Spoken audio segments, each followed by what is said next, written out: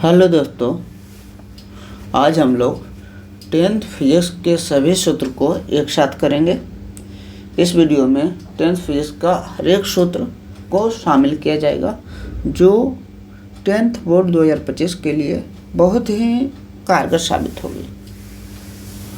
सिर्फ 10th physics के सभी सूत्र को लिखेंगे ही नहीं, याद करते भी चलेंगे। तो पहला प्रकाश जो टॉपिक है उसमें जो सूत्र आता है, पहला आता है यह बराबर r/2, यह बराबर r/2।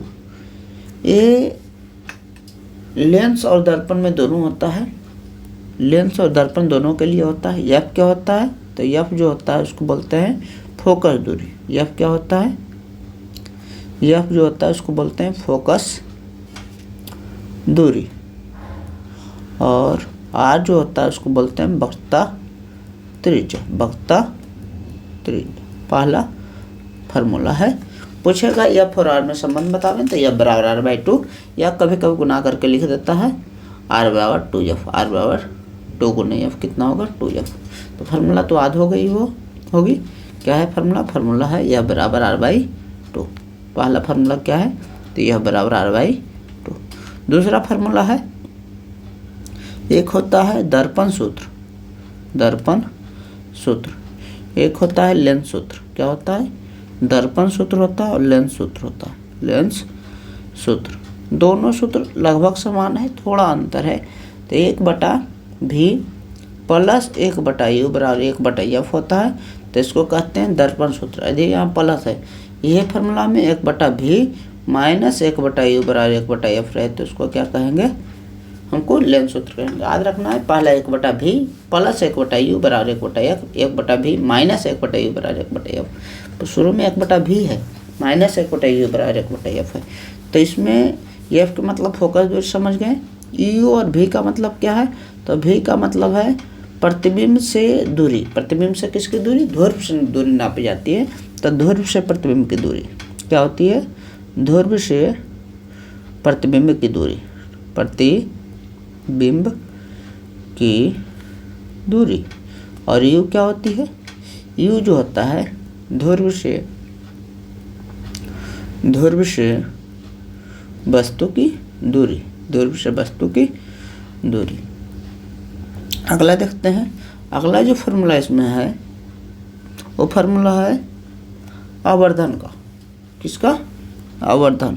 आवर्धन का मतलब क्या होता है? मैग्निफिकेशन। कितना बड़ा या कितना छोटा करके किसी वस्तु को देख सकते हैं। बोले थे जो होता है किसी प्रतिबिंब की ऊंचाई बट वस्तु की ऊंचाई के अनुपात को क्या कहते हैं? आवर्धन कहते हैं। तो पहला तो यही फार्मूला हो गया। आवर्धन क्या का फार्मूला क्या होगा? प्रतिबिंब की ऊंचाई बट वस्तु की ऊंचाई, प्रतिबिंब की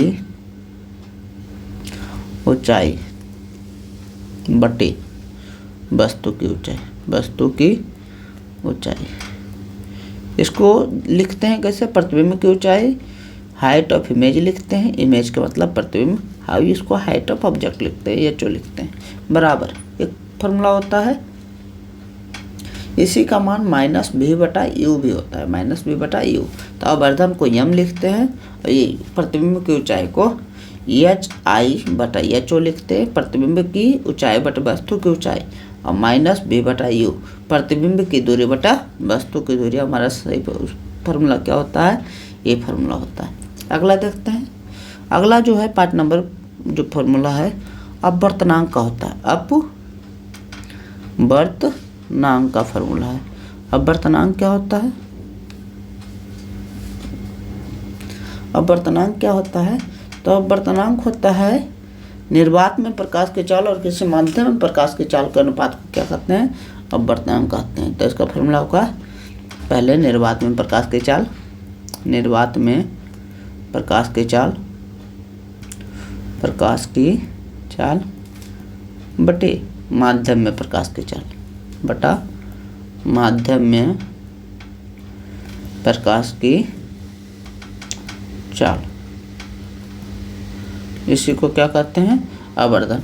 अपवर्तनांक कहते हैं। अपवर्तनांक को म्यू से सूचित किया जाता है और प्रकाश की चाल निर्वात में प्रकाश की चाल और माध्यम में प्रकाश की चाल का फॉर्मूला तो ये हो गया। एक फॉर्मूला होता है साइन आई बटा साइन आर, साइन आई बटा साइन आर।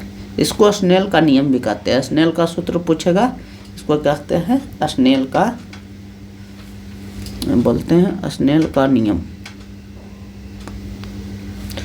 स्नेल का नियम। क्या है स्नेल का नियम? तो ये जो होता है आई जो होता है अपवर्तन कोण है, अब आर जो है, आई जो है आपतन कोण है, आर जो है अपवर्तन कोण है। तो साइन का हिंदी होता है जिया, तो अपवर्तन कोण कीजिए और आयतन कोण कीजिए और अपवर्तन कोण कीजिए। क्या बोले? इसको बोलते हैं आपतन कोण, आई को बोलते हैं आपतन कोण, आपतन कोण।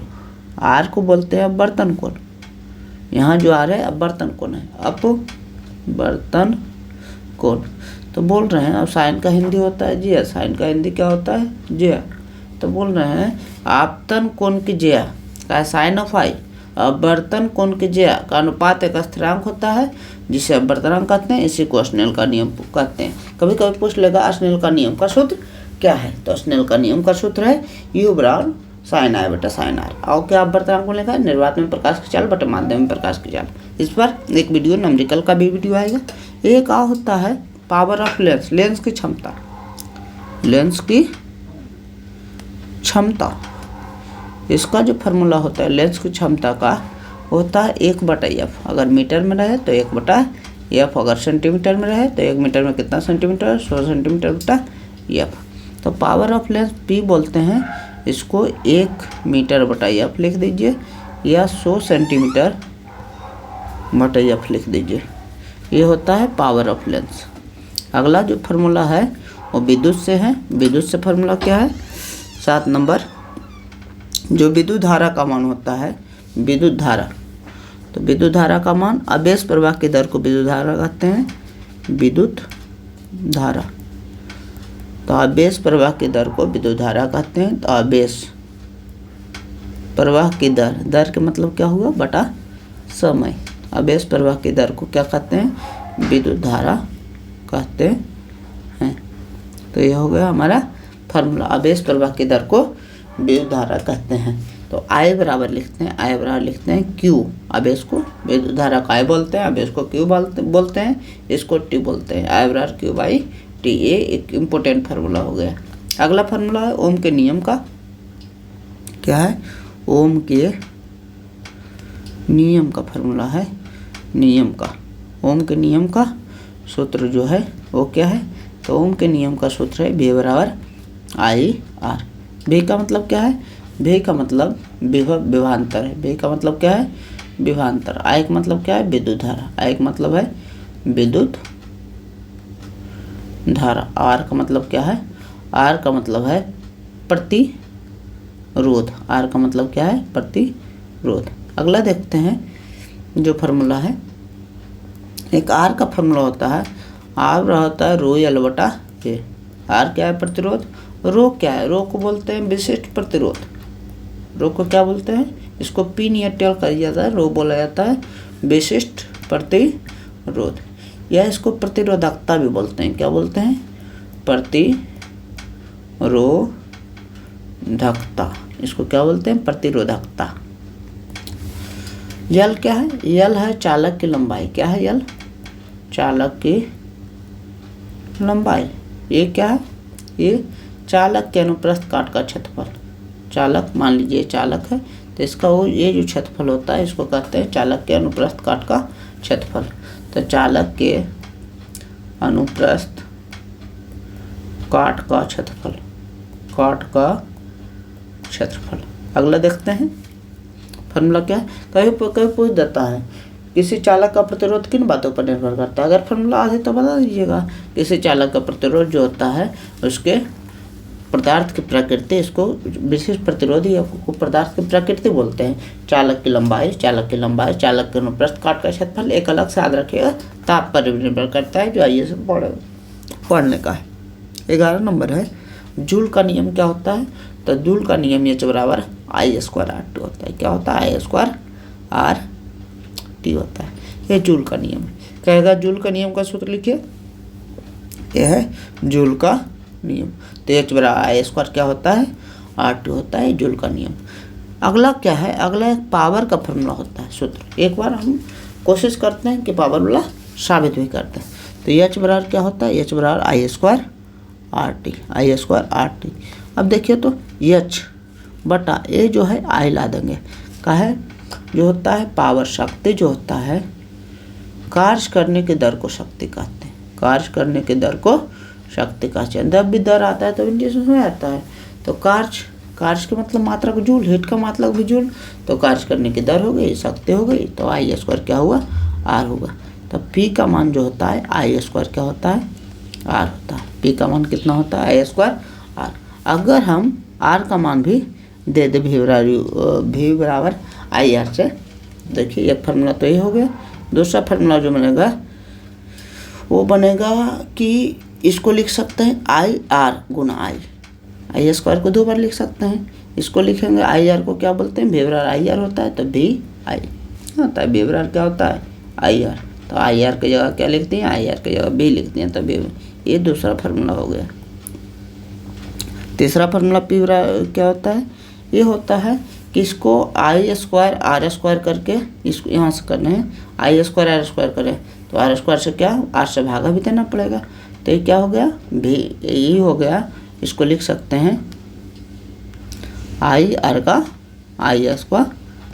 स्क्वायर बटा आर, आई आर का मतलब भी स्क्वायर बटा आर। 3 फार्मूला होता है, तीनों फार्मूला को अच्छे से ध्यान रखना है। क्या क्वेश्चन आता है, क्या क्या होता है तीनों फार्मूला, एक बार मिटा हम लिख देते हैं।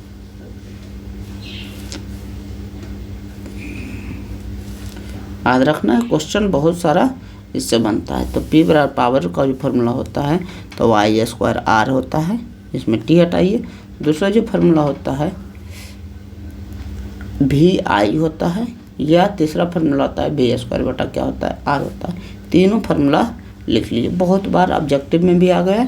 इनमें से कौन पावर का फार्मूला नहीं है, 3 दे देगा, एक और दे देगा, वो कहेगा कि कौन सा पावर का सूत्र नहीं है। ये हमारा 11-12 सूत्र जो है फिजिक्स का है। एक बार का पूरा का रिवीजन कर लेते हैं। देखिए रिवीजन स्पीड में करते हैं। पहला क्वेश्चन, पहला क्या बताएं, एफ का मान क्या होता है, तो आप बोलिएगा r/2। दूसरा बोले दर्पण सूत्र क्या होता है, दर्पण सूत्र तो 1/v प्लस 1/u बराबर 1/f। आप भी सोचते चलिए, याद हो जाएगा। तीसरा क्या, लेंस सूत्र बताएं, लेंस सूत्र का क्या बताएं, 1/v माइनस 1/u बराबर 1/f। तीसरा अगला जो बताएं, कौन सी बताएं, अवर्धन बताएं। अवर्धन को यम कहते हैं, यम का मतलब हाइट ऑफ इमेज बटे हाइट ऑफ ऑब्जेक्ट बराबर -v बटा क्या होगा, u। अगला जो बताएं अपवर्तनांक बताएं, अपवर्तनांक उसमें बताएं, इसको म्यू बोलते हैं। निर्वात में प्रकाश की चाल, निर्वात में प्रकाश की चाल बटे माध्यम में प्रकाश की चाल, निर्वात में प्रकाश की चाल बटे माध्यम में प्रकाश की चाल, प्रकाश की चाल ये बताएं। अगला बताएं एक फार्मूला इसका और बताएं, ये फार्मूला क्या होता है, इसको म्यू कहते हैं, म्यू बराबर साइन आई बटा साइन आर होता है। आई को क्या कहते हैं, आई को आपतन कोण कहते हैं, और आर को क्या कहते हैं, अपवर्तन कोण कहते हैं। तो आपतन कोण और अपवर्तन कोण की जय के अनुपात को कौन सी कहते हैं, अपवर्तनांक कहते हैं। फार्मूला अगला बताएं, इसमें फार्मूला जो बताएं ये हो गए 3 हो गए, 4 हो गए, 5 नंबर हो गए। 6 नंबर जो फार्मूला सूत्र बताएं, 6 नंबर जो सूत्र था वो था P बराबर जो होता है एफ में 1 मीटर बटा एफ था, या इसको कहते हैं 100 मीटर बटा 100 सेंटीमीटर बटा एफ। इसको मात्रक क्या होता है, डायोप्टर होता है। प्लेंस की क्षमता का मात्रक क्या होता है, डायोप्टर होता है। अगला क्या बताएं, अगला बताएं विद्युत धारा होता है, आवेश प्रवाह के दर को विद्युत धारा कहते हैं। अगला क्या सूत्र होता है, हमको लगता है एक सूत्र छूट गया जो 13 नंबर में हम लोग शामिल कर देना चाहिए, यहाँ शामिल कर दीजिए, कहीं हम शामिल कर देते हैं। वो सूत्र बहुत ही महत्वपूर्ण है। 13 नंबर विभव का जो सूत्र होता है, विभव किसको बोले थे, विभव इकाई आवेश को विद्युतीय क्षेत्र किसको बताए थे, जहाँ तक किसी आवेश का प्रवाह होता है उसको क्षेत्र को विद्युतीय, एक इकाई आवेश को विद्युतीय क्षेत्र में लाने में किया गया कार्य को क्या कहते हैं, विभव कहते हैं। तो विभव का फॉर्मूला इकाई आवेश माने आवेश क्या आएगा, नीचे आएगा और किया गया कार्य ऊपर आएगा। ये फार्मूला 13 नंबर, ये भी फार्मूला एक बहुत ही इम्पोर्टेंट फार्मूला है, ध्यान रखिएगा। क्या है इसके बाद क्या बताएं, ओम का नियम व्यवहार आयर। अगला क्या बताएं, अगला बताएं प्रतिरोध का जो सूत्र होता है, ये हो गया 7 हो गया, तो इसको क्या कहेंगे 8 कहेंगे। और प्रतिरोध का जो सूत्र होता है 9 नंबर, R बराबर रो एल बटा ए, रो एल बटा ए। रो पदार्थ की प्रकृति है, जैसे विशिष्ट प्रतिरोध या प्रतिरोधकता कहते हैं, या लंबाई है चालक की, और ए अनुप्रस्थ काट का क्षेत्रफल है। उसके बाद क्या बताएं, इसके बाद हम फार्मूला बताएं, एच बराबर आई स्क्वायर आर टी, आई स्क्वायर आर टी। अगला फार्मूला क्या बताएं, अगला फार्मूला बताएं जो क्या पावर का फार्मूला होता है I square R, V I square R होता है, वी आई होता है, वी आई होता है, और क्या होता है वी स्क्वायर बटा आर। ये फार्मूला याद रखेगा। उसके बाद अंतिम अभी जो बताएं विभव का फार्मूला बताएं, विभव का फार्मूला इकाई आवेश को लाने में जो किया गया कार्य होता है उसको क्या कहते हैं, विभव कहते हैं। ये सारा फार्मूला जो हम आप रिवीजन भी कर लिए और सभी फार्मूला अच्छे से लिख भी लिए। Thank you so much for watching this video. अगर वीडियो अच्छा लगा तो वीडियो को लाइक शेयर सब्सक्राइब करें, और एक चीज़ का आंसर मुझे देते जाइएगा। यदि किसी दर्पण का फोकस दूरी 15 सेंटीमीटर है तो वक्ता त्रिज्या का मान बतावे। कमेंट बॉक्स में इसका आंसर दीजिएगा। और वीडियो अगर अच्छा लगा तो वीडियो को ज़्यादा से ज़्यादा शेयर करें, लाइक करें, सब्सक्राइब करें। Thank you so much for watching this video. Thank you.